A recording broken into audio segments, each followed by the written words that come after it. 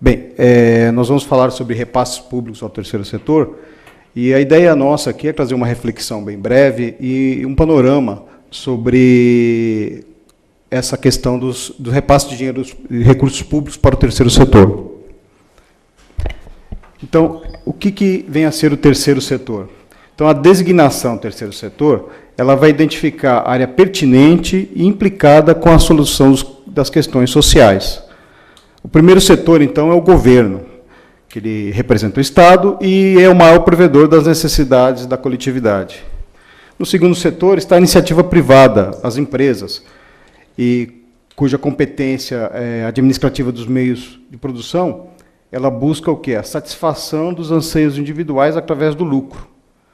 Todavia, com o aumento das carências e ameaças de falência do Estado, a mesma iniciativa privada, a cidadania, passa a se preocupar com as questões sociais.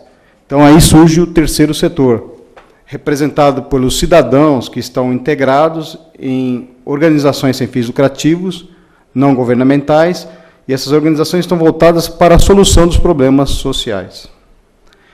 Então, quais são as formas tradicionais dessas entidades do terceiro setor? Então, primeiramente, nós temos a ONG, ou, como alguns chamam, ONG. A sigla ONG corresponde à organização não governamental. Ela é uma expressão assim, bastante genérica. Então, significaria assim, tudo aquilo que não é do governo. Então, ele abrangeria qualquer organização de natureza não estatal. Do ponto de vista jurídico, não há uma aplicação para o termo ONG. A legislação brasileira ela prevê apenas dois formatos institucionais. Seria a sociedade civil, né, que seria uma associação civil, ou uma fundação privada. Então, no caso, você vai ter essas duas formas de constituição dessas sociedades, né? Associação civil ou fundação privada. E, além disso, importa ressaltar que não basta a entidade declarar que ela tem uma finalidade não lucrativa, pois o nosso ordenamento jurídico ele considera, sem fins lucrativos, a entidade que não apresenta superávit.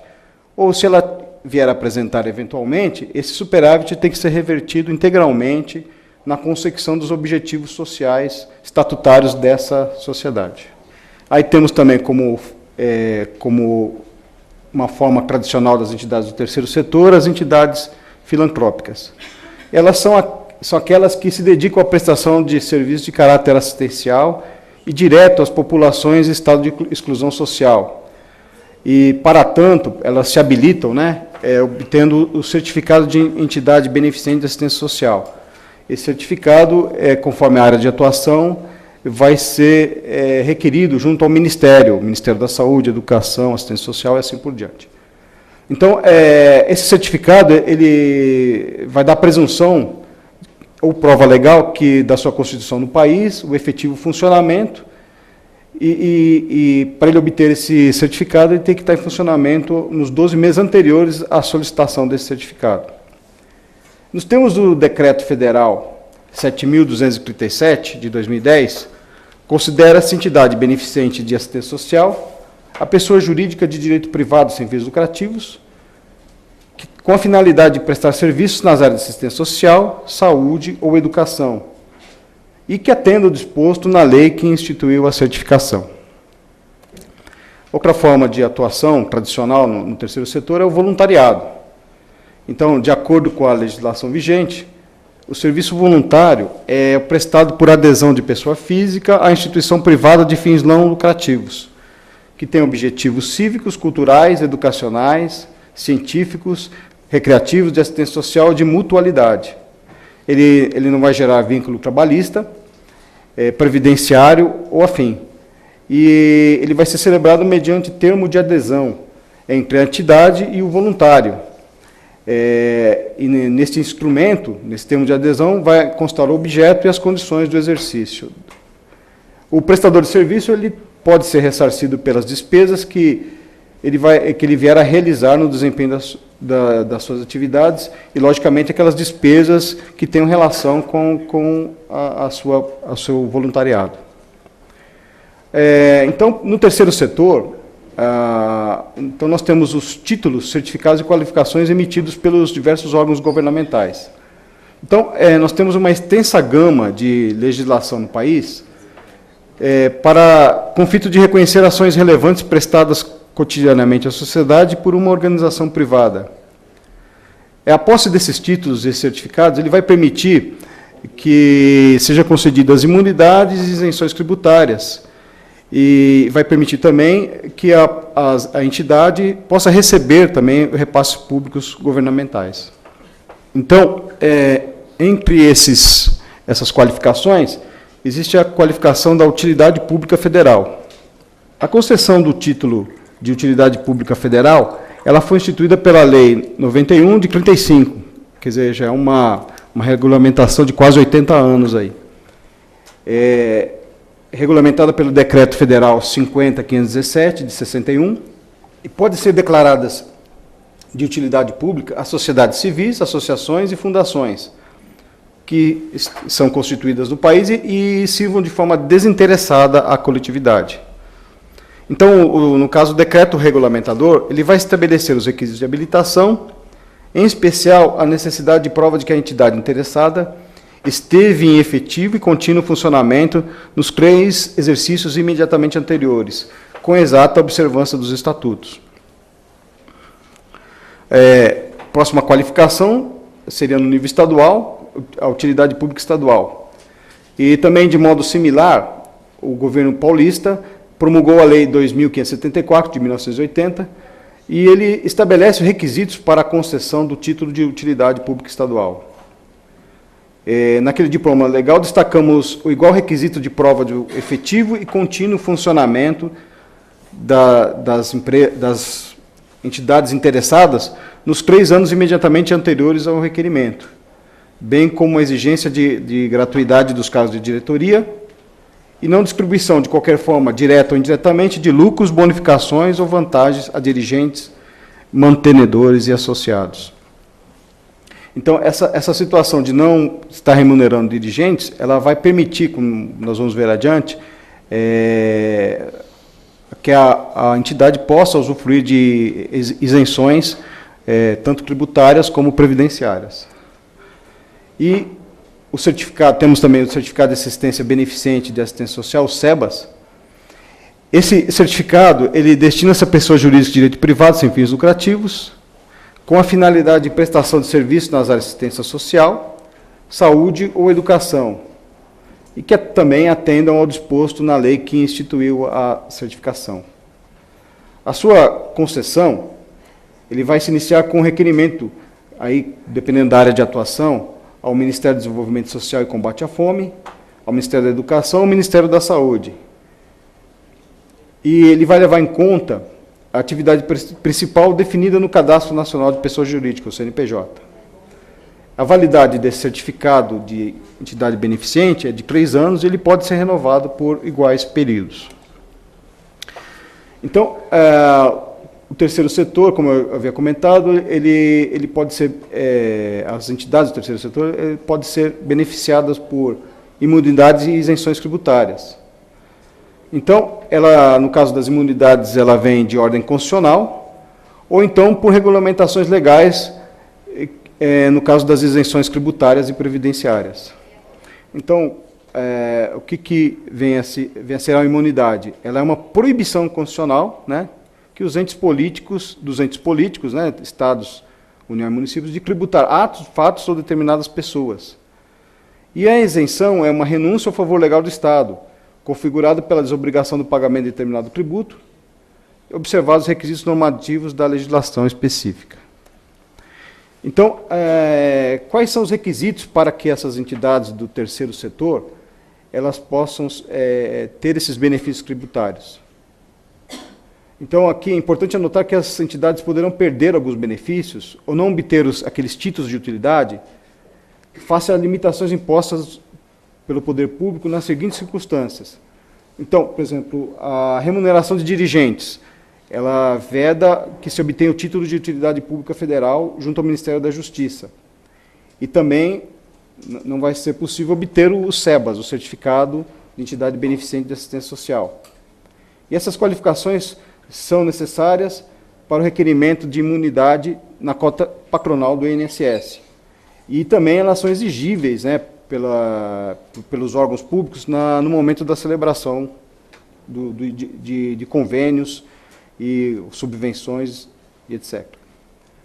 Com exceção das entidades que são qualificadas como OCIP, são as organizações da sociedade civil de interesse público, a entidade também não pode obter imunidade ou isenção do IR, do Imposto de Renda, pois a Receita condiciona esse benefício à não remuneração dos dirigentes.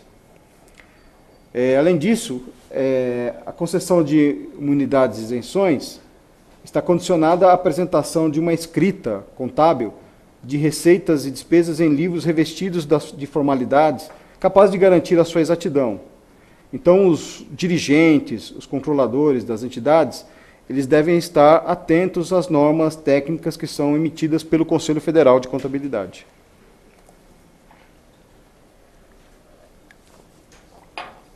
Então, na ação governamental, quer dizer, a fase decisória, antes de se decidir pelo repasse dos recursos públicos a entidades do terceiro setor, então, quando a previsibilidade da insuficiência de recursos humanos e materiais para a consecução dos serviços públicos essenciais, ou o governo, por uma série de imposições da Lei de Responsabilidade Fiscal, ele tem limitações orçamentárias, então, aí entra as ONGs, as ONGs, no partilhamento dessas responsabilidades.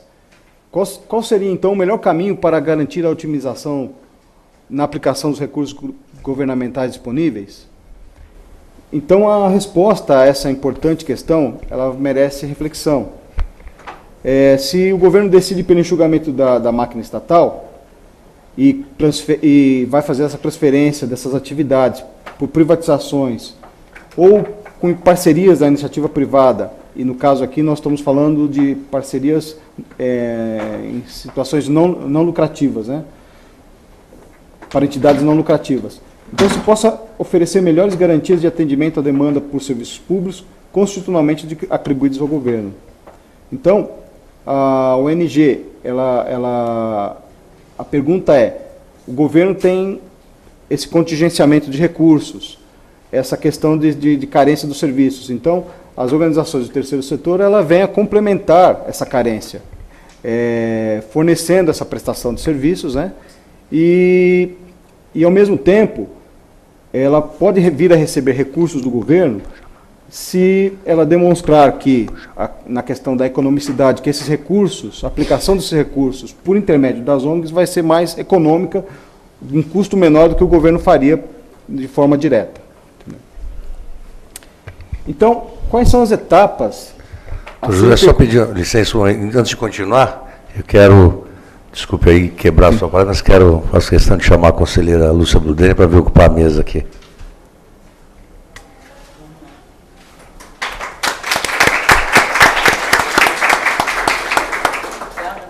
Desculpe, vamos em frente. Então, quais seriam as etapas a serem percorridas antes da decisão governamental de efetuar esses repasses, né? Então, primeiramente, aí vem o papel do Plano Plurianual dos Governos, que é uma peça orçamentária e com característica forte na parte de planejamento. Então, lá você vai ter definido quais as políticas públicas vão ser terceirizadas, né? Quer dizer, quais segmentos da área de atuação da área social o governo vai colocar para o terceiro setor operacionalizar essas ações. Então, o plano plurianual, ele vigora por 4 anos, a partir do 2º ano do mandato do governante, ao 1º ano do próximo eleito. E o plano PPA, né, como nós chamamos, ele tem a função de garantir uma continuidade nas ações governamentais. Então, mesmo na mudança de governo, pelo menos no 1º ano do governante eleito, ele vai dar continuidade àquele planejamento do governo anterior. E a partir do 2º ano, ele vai poder fazer um novo planejamento com eventualmente novas prioridades. Então, como evidenciar as vantagens dos repasses públicos ao terceiro setor? Primeiramente, nós devemos conhecer as demandas da população e os custos para a sua execução. E avaliar as disponibilidades de recursos, tanto do poder público e das entidades. E a pergunta principal é: a execução do objeto é mais econômica se realizada pela entidade do terceiro setor? Que, se não for mais econômica, realmente não tem sentido, né? Então, o governo mesmo irá fazer de forma direta. Então, é importante também que haja a participação dos diversos conselhos municipais de políticas públicas, né, na área de saúde, educação e assistência social. E uma pergunta também importante na evidenciação das vantagens é se a entidade tem a capacidade para a execução do objeto pretendido, né? Então, a entidade apresenta um projeto social ao governo. Então, o governo, antes de efetuar o repasse, tem que verificar se ela tem estrutura, capacidade para a execução desse objeto. E o princípio da transparência, no caso da publicidade, do procedimento de escolha da entidade. Então, a população, o cidadão, tem direito de saber como que foi selecionada que critérios, né, foram aplicados na seleção daquela entidade do terceiro setor.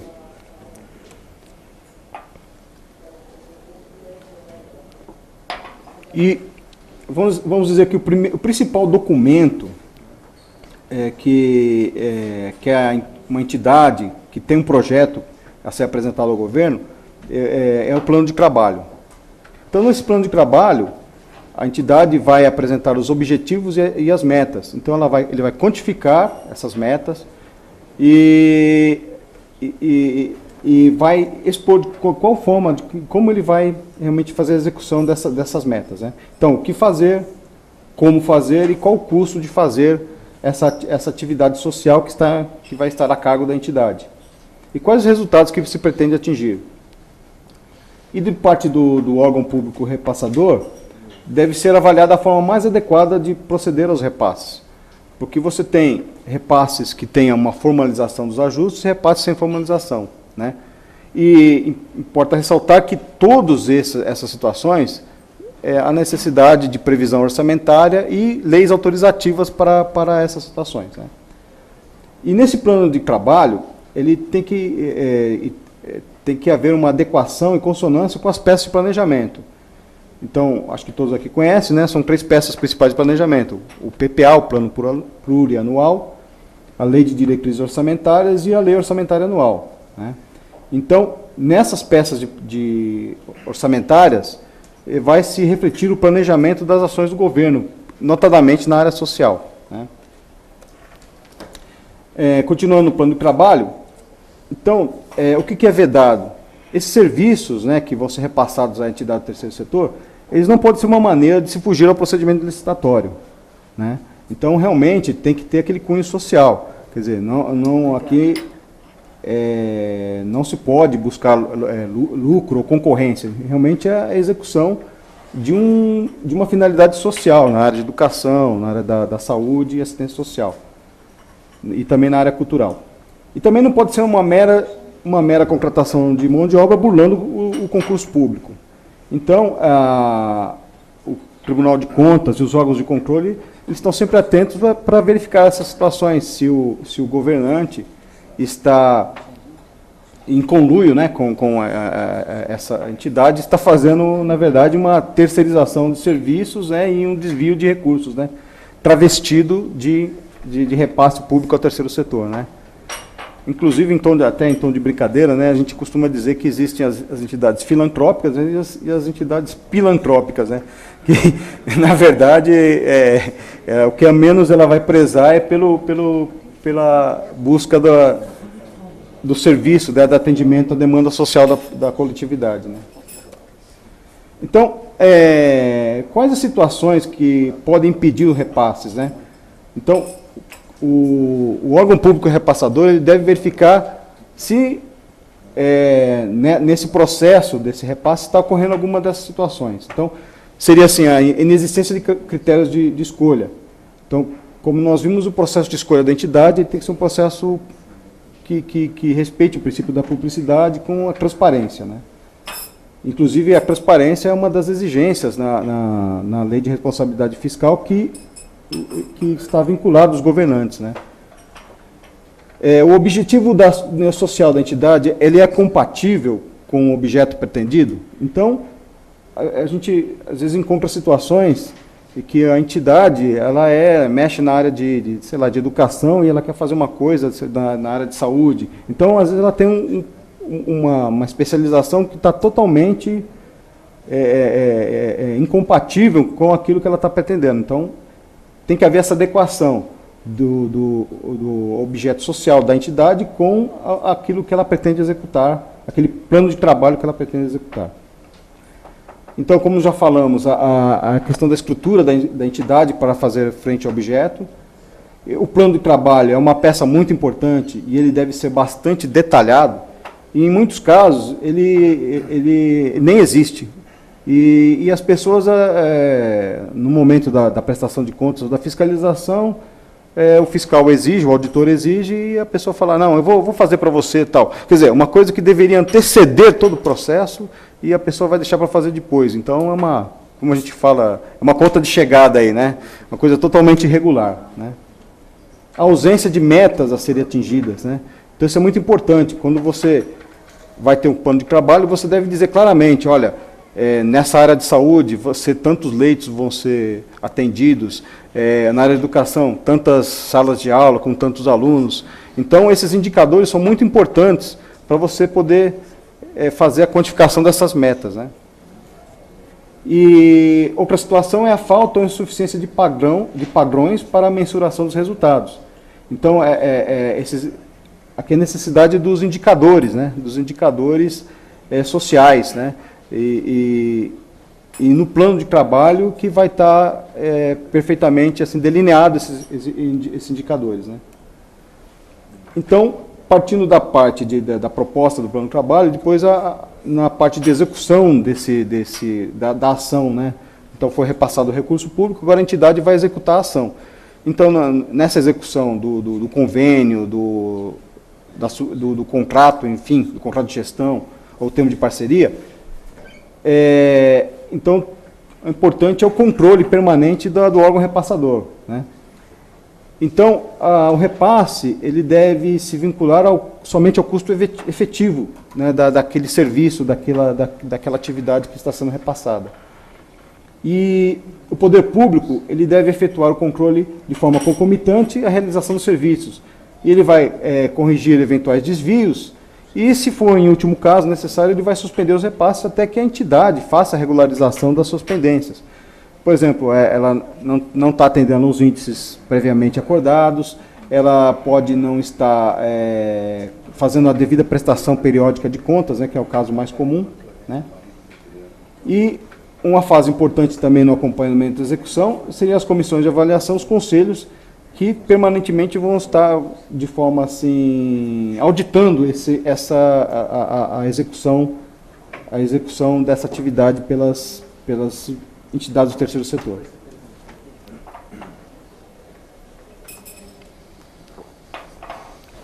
Também é importante a avaliação dos resultados alcançados em relação às metas propostas, os controles de eficiência, produtividade e economicidade. Então, como que se daria a formalização da relação entre o poder público e o terceiro setor? Então, como eu falei, existem duas formas. Aqueles repasses que são precedidos dos ajustes, né? E outros, os repasses que não há esses ajustes, mas necessariamente ele deve ter uma previsão legal, uma autorização legal para que o órgão repassador do governo faça esses repasses. Então, uma forma que foi instituída pela Lei Federal 9.637 de 98 é o caso das organizações sociais, que ela irá celebrar um contrato de gestão com o governo. Então, a qualificação da organização social ela é concedida pelo Poder Executivo, nas 3 esferas, né? Município, Estado, União. E é necessário que haja uma lei municipal autorizando a celebração desse contrato de gestão. Então, ela se destina, na sua formatação, na sua estrutura, à execução de serviços públicos que já existem, né? Então, o objeto aqui na área da pesquisa, ensino, desenvolvimento tecnológico, proteção e preservação do meio ambiente, área cultural e na área de saúde. Esse contrato ele está limitado ao prazo de 60 meses. E ele só vai poder contemplar o custo efetivo para cumprimento das metas. Então, a entidade não pode querer agregar outros custos, principalmente a famosa taxa administrativa. Isso aí é terminantemente vedado. Por quê? Porque o que ela tem que demonstrar? Ela tem que demonstrar o seguinte, que para executar aquele serviço, ele vai incorrer em determinados custos. Então, essa questão da taxa, o tribunal, na sua jurisprudência, não aceita essa situação e vem multando e condenando por irregularidade esses convênios que apresentam essa questão da taxa administrativa. Agora, importante do contrato de gestão é a participação de funcionários públicos no desempenho dessas atividades, inclusive no conselho de administração da própria entidade. E também a destinação de bens públicos, instalações públicas para o desenvolvimento desse contrato de gestão. Uma outra modalidade é o termo de parceria, instituído pela uma outra lei federal, 9.790, de 99, regulamentado pelo decreto 3.006, de 99, e ele vai ser celebrado com aquelas entidades declaradas como Organização da Sociedade Civil de Interesse Público, que são as OCIPs, né? Essa qualificação da OCIP ela vai ser emitida pelo Ministério da Justiça. E os repasses, eles devem contemplar somente o custo efetivo para atendimento das demandas e cumprimento das metas. Também aqui o limite de temporal é de 60 meses, só que nesse caso ele veda a cessão de bens, equipamentos e servidores, quer dizer, então seria um recurso de infraestrutura própria da entidade, nesse caso. Então, quais seriam os programas que poderiam ser transferidos para a execução dessa entidade? Seriam aqueles programas de caráter tipicamente públicos. E também é necessário que a entidade já deva realizar determinada atividade de interesse social com a afinidade às ações governamentais. Então, ele deve contemplar também a realização de programas ou projetos com previsão de início, meio e fim.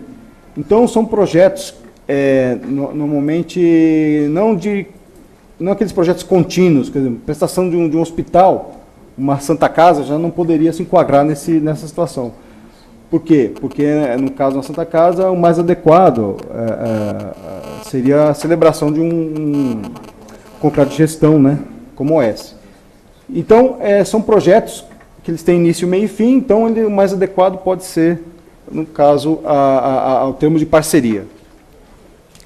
E também os convênios, que ele já tem um arcabouço legal mais antigo, né? E o artigo 116 da Lei das Licitações, ele faz uma referência expressa à questão dos convênios, né? Então, o plano de trabalho proposto pela entidade e aprovado pelo Poder Público, ele deve conter a identificação do objeto.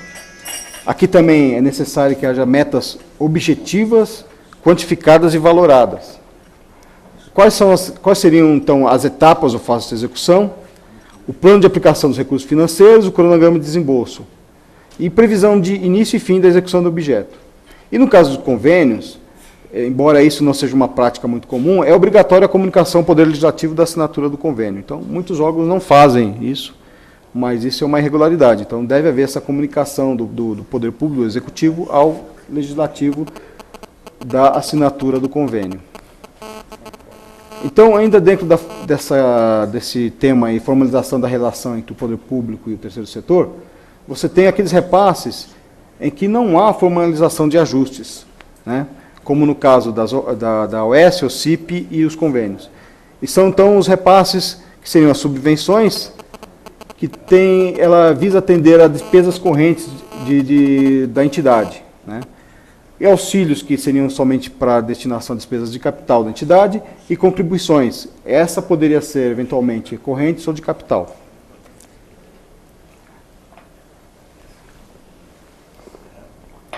No caso, o que regulamenta a concessão das subvenções, auxílios e contribuições é a Lei Federal 4.320 de 64. Então, aqui no artigo 16, diz o seguinte: fundamentalmente, e nos limites das possibilidades financeiras, A concessão das subvenções sociais visará a prestação de serviços essenciais de assistência social, médica e educacional, sempre que a suplementação de recursos de origem privada aplicada a esses objetivos revelar-se mais econômica. Então, aqui é o princípio da economicidade, ou seja, a prestação de serviços pela entidade vai custar muito menos do que pelo poder público, né? Então, o valor das subvenções, sempre que possível, ele deve ser calculado em base em unidades de serviço efetivamente prestados, né, ou postos à disposição dos interessados, obedecidos os padrões mínimos de eficiência previamente fixados. Então, mesmo sem a formalização do ajuste, ele deve ter os indicadores expressos para esse caso das subvenções. Então, deve ser indicado a tantos leitos, tantos alunos. Essa indicação é muito importante para poder fazer uma avaliação se as metas estão ou não sendo atingidas. Então, como o artigo 16 diz, ele é um caráter suplementar às receitas da entidade. E deve ter sempre a economicidade em relação à execução direta. O artigo 17 também dessa mesma lei 4.320, ele diz que somente as instituições, a instituição cujas condições de funcionamento foram julgadas satisfatórias pelos órgãos oficiais de fiscalização, serão concedidas subvenções. Então, é aquela situação que a gente já havia comentado, que o poder público ele deve verificar a infraestrutura da entidade, se ela tem condições, capacidade para a execução do objeto social, né? Então, é um dever de ofício da administração pública em fiscalizar as entidades que recebem os repasses públicos. Então, a gente deve observar o histórico da atuação social, as instalações, recursos humanos e infraestrutura. E aqui, no caso, o artigo 17, ele menciona apenas as subvenções, mas a gente pode inferir também que essa norma pode ser aplicada ao repasse de auxílios e contribuições. Então, a prestação de contas, né? Uma vez, então, o governo já decidiu, já fez o repasse, a entidade, antes do repasse, fez o plano de trabalho, já executou o objeto, e a fase final seria a fase de prestação de contas, que ela será feita perante os cidadãos, os conselhos sociais das áreas de saúde, educação, assistência social e assim por diante, e o Tribunal de Contas. Então, essa prestação é uma obrigação inafastável que decorre do princípio republicano, ou seja, da res pública, né, coisa pública. Então, eu vou falar um pouco sobre a questão da fiscalização do Tribunal de Contas do Estado. Então, é da competência constitucional do Tribunal de Contas apreciar a prestação de contas de todos os recursos e bens públicos colocados à disposição das entidades do terceiro setor. Essa disciplina ela vai estar no artigo 2º da Lei Complementar Estadual 709 de 93, que é a lei orgânica do Tribunal de Contas do Estado de São Paulo. Então, quais são as normas básicas? Primeiramente, a prevista na Constituição Estadual, né, sobre o Tribunal de Contas do Estado, que o controle externo, a cargo da Assembleia Legislativa, ele vai ser exercido com o auxílio do Tribunal de Contas do Estado. E aqui o auxílio não significa necessariamente uma questão de hierarquia, mas estar ao lado, estar apoiando a Assembleia Legislativa, que é o titular do controle externo. E no inciso 2 desse mesmo artigo, diz assim, julgar as contas dos administradores e demais responsáveis por dinheiros, bens e valores públicos. Então, não só o poder público, mas também aquelas entidades que recebem recursos públicos, elas está sob a jurisdição do tribunal. Tem o dever de prestar contas, né? E na lei orgânica, artigo 2º, o Tribunal de Contas do Estado de São Paulo, nos termos da Constituição Estadual e na forma estabelecida nessa lei orgânica, irá competir, inciso 10, fiscalizar a aplicação de quaisquer recursos repassados pelo Estado, mediante convênio, acordo, ajuste ou instrumento congênere, né? Então, aqui, quando se refere ao Estado, também a referência é válida para os municípios, né? Então, como que vai se processar a questão do julgamento no Tribunal de Contas do Estado de São Paulo? O julgamento desses repasses, da prestação de contas desses repasses. Então, o julgamento pode ser pela regularidade, regular com recomendação e irregular. Então, no caso desse julgado irregular, a multa máxima aplicada pode ser até de 2.000 UFESPs, que equivaleria hoje a R$ 38.740 ao agente público, né? Independente aí se houver ou não necessidade de devolução de valores, né? E o não atendimento das recomendações, além da aplicação de multa, ele pode ser, como eu falei, ser condenado à devolução dos recursos repassados, e ainda a entidade do terceiro setor ela pode ser proibida de receber os novos repasses. Então, essa situação é regulamentada no artigo 103, que as entidades referidas no artigo 2º dessa lei, que não comprovarem perante o Tribunal de Contas a aplicação dos auxílios, subvenções ou contribuições recebidas do Estado ou dos municípios, elas ficam sujeitas a penas de devolução da importância, objeto da glosa, e suspensão de novos recebimentos, sem prejuízo das sanções legais cabíveis.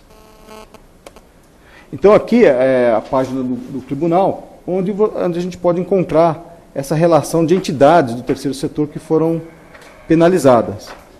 Então, essa relação é importante, porque aquela prefeitura, um órgão estadual que for fazer um repasse, ele deve verificar nessa lista se aquela entidade está com o seu nome aqui e evitar realmente fazer o repasse para essa entidade. Por quê? Porque ela já tem um histórico já negativo, né?